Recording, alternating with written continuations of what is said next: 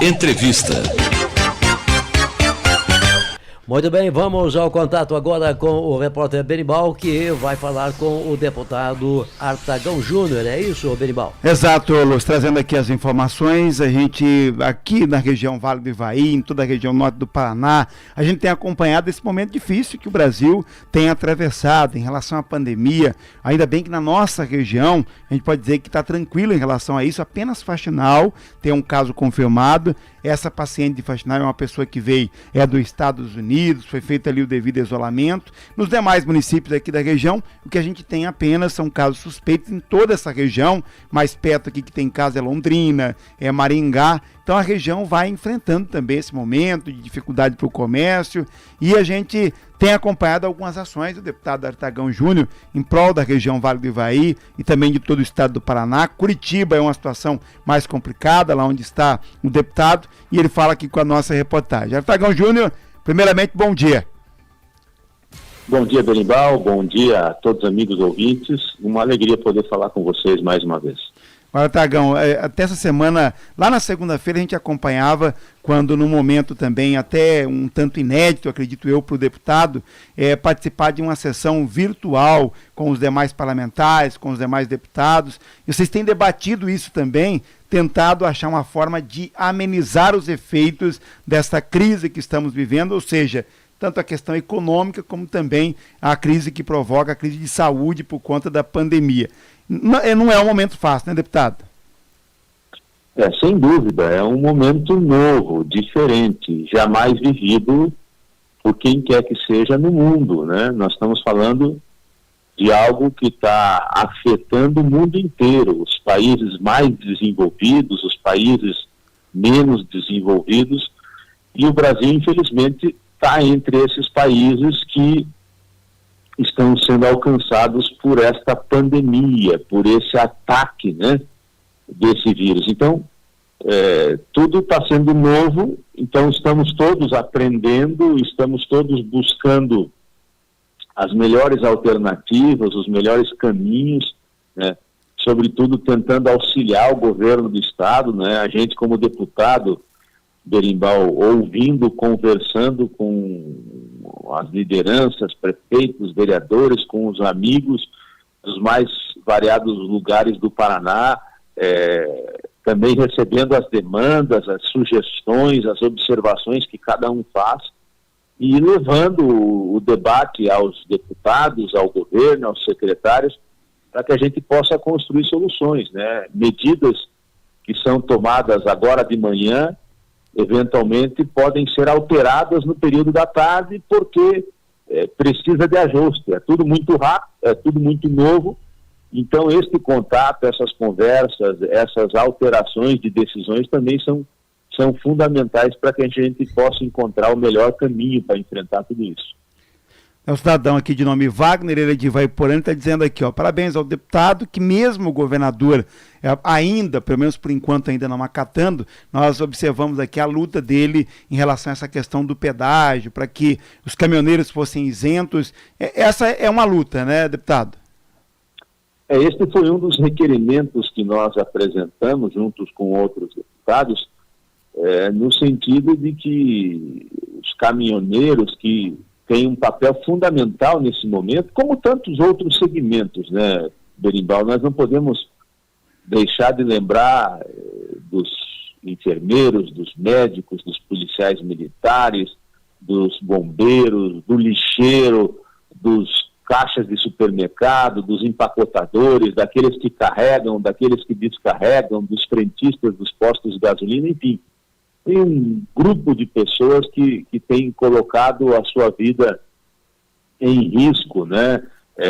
Tem continuado na atividade nas fábricas de produtos essenciais, mas enfim, a gente colocou um requerimento para que o governo fizesse um encaminhamento junto com as concessionárias para que elas liberassem o pedágio dos caminhoneiros. Nesse momento importante, nesse momento difícil, nesse momento de crise mundial, o mínimo que a gente pode esperar das concessionárias é um pouco de sensibilidade. Elas já ganharam muito dinheiro, elas já fizeram coisa errada, e seria um momento oportuno para que elas demonstrassem um pouco de sensibilidade com o povo paranaense. E a gente fez esse requerimento, portanto, para que elas isentassem os caminhoneiros da cobrança do pedágio e também, Berimbau, para que elas fornecessem equipamentos de segurança para os seus servidores, para os seus funcionários. Porque a gente vê ali os caixas do pedágio, né, pegando dinheiro, passando recibo, e a maioria deles sem nenhum tipo de equipamento de proteção, sem luva, sem máscara, sem álcool em gel. Então, algo muito perigoso e inaceitável. Então, nós fizemos esse encaminhamento já na segunda-feira e o governo, a Secretaria de Infraestrutura e Logística tem trabalhado forte nessa questão. O deputado disse que foi um dos requerimentos. Tem mais alguma medida que o parlamentar acha que seja importante nesse momento e que o governo pode colaborar? Não, com toda certeza. Um outro requerimento que nós apoiamos esta semana foi a proibição do corte de água e luz para as famílias em condição de vulnerabilidade. Muitas famílias paranaenses, muitas pessoas enfrentarão muitas dificuldades nesse momento, porque com a maioria do comércio fechada, isso aconteceu ao longo dessa semana, a maioria dos estabelecimentos comerciais das cidades do Paraná e do Brasil foram fechados, isso gerou uma instabilidade econômica, isso gerou um volume de demissões, os profissionais autônomos, aquele que vende picolé na rua, o eletricista, o encanador, as pessoas que não têm carteira assinada, elas também tiveram muita dificuldade de ter a sua renda, de ter a condição de ganhar o seu sustento. Então, nós apresentamos também um requerimento, junto com os demais deputados, para que não houvesse o corte de água e de luz em caso de não pagamento, neste momento, neste período apenas, né, Berimbau? Não é uma decisão permanente, mas essa decisão já foi acatada pelo governador e aquelas famílias que têm uma condição de maior necessidade, de vulnerabilidade, já têm essa segurança, não haverá, portanto, o corte de água e luz para um volume grande de famílias, caso não consigam pagar água e luz. Um outro requerimento importante que nós fizemos, foi uma demanda que nós recebemos, Berimbau, os motoristas de aplicativo, eles dependem do carro, taxistas, motoboys, eles dependem do veículo para ganhar o seu dinheiro, para ganhar o seu sustento, e existe um requisito com as empresas organizadoras que se eles estiverem com alguma dívida, se eles estiverem com algum problema, eles não podem continuar trabalhando. Então nós solicitamos ao governo do estado que suspendesse por 120 dias o pagamento da terceira parcela do IPVA. Ao longo desses últimos dias, aí 23, 24, 25, 26, 27, nós tínhamos o pagamento da terceira parcela do IPVA. E muitos não conseguiram pagar porque estavam sem trabalho ou tendo pouco trabalho. Então nós encaminhamos também esse requerimento de tal forma que esse grupo de pessoas também não seja penalizado. Uma outra ação importante que nós fizemos essa semana também, Berimbau, foi o apontamento, a lembrança e o questionamento por secretário de Saúde para o funcionamento de algumas estruturas importantes, né? Nós temos aí na região do Vale do Ivaí, por exemplo, o Hospital Regional, que está com as obras praticamente prontas, né? Falta muito pouca coisa, e que seria uma estrutura importante, assim como o Hospital Regional de Guarapuava, assim como o Hospital Regional de Telêmaco Borba, seriam estruturas importantes para botar a funcionar, em qualquer circunstância. Tinha que botar para funcionar, tem que botar para funcionar em qualquer momento. Foi construído para isso. Muito mais agora que a gente está enfrentando esse momento de crise, esse momento difícil. Então é uma justificativa a mais para colocar essas estruturas para funcionar de tal forma que a gente tem um aumento de leitos e também um aumento de UTIs para o atendimento da grande demanda que nós teremos. Veja bem, Berimbau, nós teremos uma grande demanda. A gente tem visto aí um certo sentimento de que o pior já passou. Ficamos uma semana em casa, deu uma amenizada na curva. Isso não é verdade. Os números estão aumentando e aumentando muito. Só ontem aumentamos 500 casos no Brasil confirmados. Já estamos acima de 3.000 casos confirmados no Brasil. E existe um estudo que diz que para cada caso confirmado, nós temos de 10 a 15 casos não contabilizados. Por que eles não são contabilizados, Berimbau? Porque não estão sendo feitos testes em todo mundo. Só está sendo feito teste em quem fica internado no hospital, em quem tem sintomas sérios e graves. Nas demais pessoas não está sendo feito teste. Então, 80% das pessoas não tem sintoma nenhum. Ela não vai perceber praticamente que teve ou tem o corona. De tal forma que ela não vai procurar um médico, que ela não vai procurar um posto de saúde e, naturalmente, se ela não procurar, ela não tem sintomas, ela não será contabilizada. E até aqueles que têm sintomas leves, uma coriza, uma febre, uma dor de garganta, mas que o processo não se aprofunda, não piora, ela vai no médico, o médico orienta para ficar em casa, isolado, fazer lá uma quarentena de 14 dias, e também estes casos não são registrados, não são contabilizados.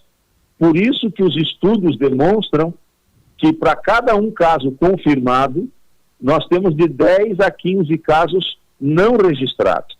O que está acontecendo lá nos Estados Unidos, que cresceu muito o número? Eles estão fazendo teste.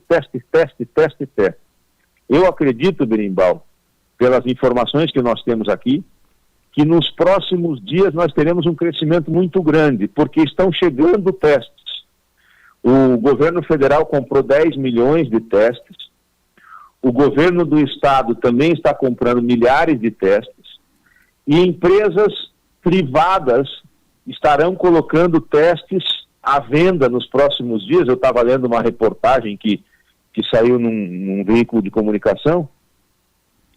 Tem empresas que desenvolveram testes e vão colocar esses testes em laboratórios, hospitais e farmácias, até mesmo para que sejam vendidos comercialmente. Então, a partir do momento que nós tivermos este grande volume de testes à disposição, nós teremos um crescimento exponencial nos números de casos do Brasil. Exato, deputado. Está aí as informações aqui para a nossa região. E, deputado, nós tivemos no Vale do Ivaí, a maioria dos prefeitos fecharam os estabelecimentos comerciais, baixaram decretos, criaram barreiras sanitárias. Agora, há uma tendência, as associações comerciais, ontem teve até buzinaço aqui em Maringá, em Ivaiporã e outros municípios, pedindo a reabertura desses comércios, pelo menos alguns estabelecimentos com algumas limitações. Eu acho que o que é importante também a gente ressaltar, que seja o prefeito, seja os comerciantes, acho que ninguém, né, tem maldade nesse momento, todos estão procurando acertar, mas muitas vezes a gente vai ter que calibrar algumas decisões e a gente vai ter que ir avaliando, como o deputado disse, cada dia será cada dia, né, deputado? Berimbau, eu ontem, numa entrevista que dei, eu dizia que é muito difícil estar na posição de um prefeito ou do governador neste momento, até mesmo do presidente da República, que são os chefes do Poder Executivo. Eu, como deputado, vereadores, nós somos Poder Legislativo, nós auxiliamos, nós orientamos, nós fiscalizamos, mas nós não temos a capacidade decisória, nós não tomamos decisão. Quem toma decisão é o Poder Executivo. E fechar ou abrir o comércio é uma decisão muito difícil. Do ponto de vista da orientação da Organização Mundial de Saúde, a sugestão é que os comércios sejam fechados. Isso é o que diz a Organização Mundial de Saúde, isso é o que dizem os especialistas da área de saúde. Em contrapartida, nós temos um grande problema quando você fecha o comércio.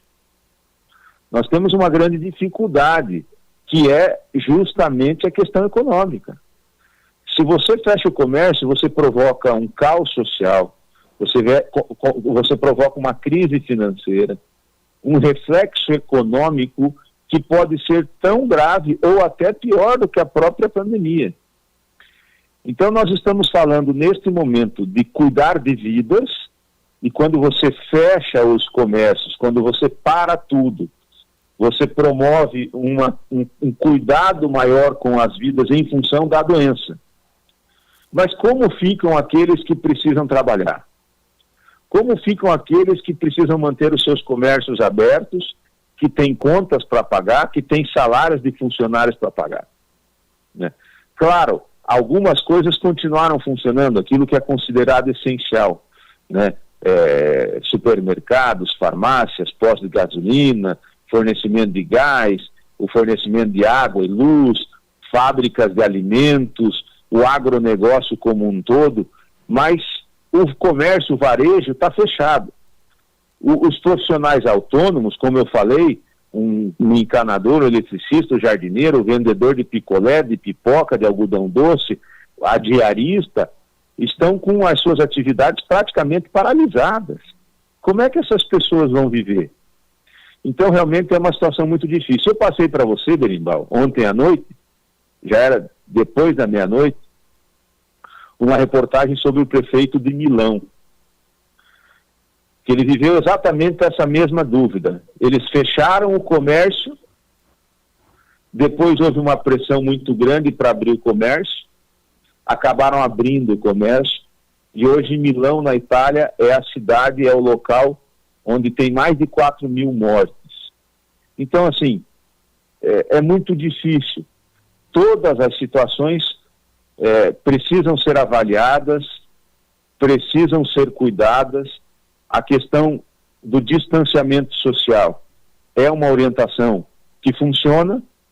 Ao mesmo tempo, a questão econômica é muito preocupante. Eu finalizo, Berimbau, dizendo assim, ontem eu acompanhei vários telejornais e eu vi um retrato dos internamentos que foram feitos no Rio de Janeiro, aqui no Brasil, no Rio de Janeiro. Um retrato daqueles que foram internados no Rio de Janeiro. De todos aqueles que foram internados no Rio de Janeiro, 39% eram acima de 60 anos. Os demais eram abaixo de 60 anos. Então, mais de 60% das pessoas que foram internadas, ou seja, que estavam em estado grave e que precisaram ser internadas, mais de 60% tinham menos de 60 anos. E o que me surpreendeu muito no slide que eu vi, 17% era de 0 a 9 anos de idade. Então, esse retrato dos internamentos do Rio de Janeiro, eu vi ontem na Globo News, me surpreendeu bastante, porque a gente sempre tem ouvido que o grupo de risco principal é acima de 60 anos, que as outras faixas etárias têm muito pouco perigo e que principalmente criança não tem problema. E de repente lá no Rio de Janeiro nós estamos vendo 17% dos que foram internados no Rio de Janeiro, e são quase 150, dos que foram internados no Rio de Janeiro, 17% são crianças de 0 a 9 anos. Então é tudo muito novo, né, Berimbau? O que aconteceu lá na China não se refletiu exatamente igual na Itália, na Espanha, e também não está acontecendo exatamente igual aqui no Brasil, aqui no Paraná. Então, é isso que você acabou de falar.